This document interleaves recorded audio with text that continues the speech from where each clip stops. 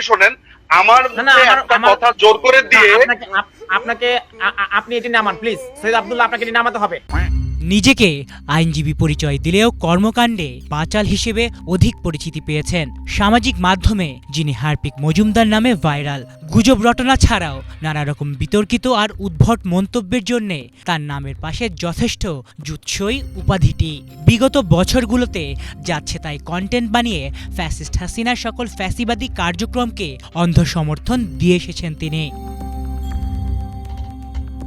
গণহত্যাকারী শেখ হাসিনার পতন মেনে নিতে না পেরে একের পর এক উদ্ভট বক্তব্য দিয়ে জয়লাভ করছেন সামাজিক যোগাযোগ মাধ্যম। দেশ ও দেশের মানুষের চেয়ে তার হাসিনা ও ভারতপ্রীতি অবাক করার মতো।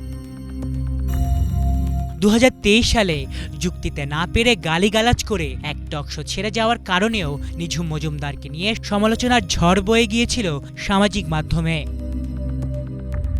কখনো ছাত্র জনতা, আবার কখনো অন্তর্বর্তীকালীন সরকারকে নিয়ে করেছেন নানা বিরূপ মন্তব্য। এতে বারংবার তোপের মুখে পড়তে হয়েছে নেটিজেনদের। সম্প্রতি সরকার বিরোধী এক বক্তব্য দিয়ে আবারও আলোচনায় নিঝুম মজুমদার।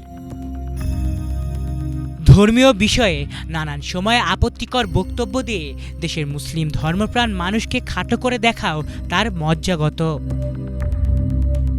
বিদেশের মাটিতে বসে বাংলাদেশের ভাবমূর্তি নিয়ে ভারতীয় মিডিয়ায় মানহীন টকশোতে অংশ নিয়ে দেশ ও দেশের মানুষকে তুচ্ছ-তাচ্ছিল্য করার ঘূর্ণ নজিরও গড়েন তিনি।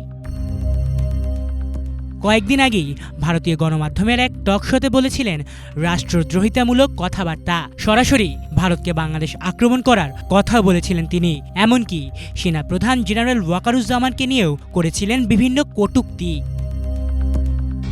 আলিফ Chowdhury, Bangla vision news desk.